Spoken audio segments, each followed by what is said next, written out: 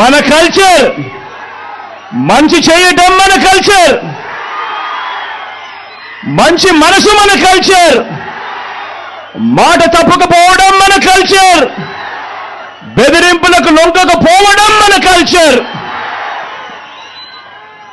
పులివెందులను తెలుగు సీమ అభిమానించింది, నమ్మింది, కలిసి నడిచింది.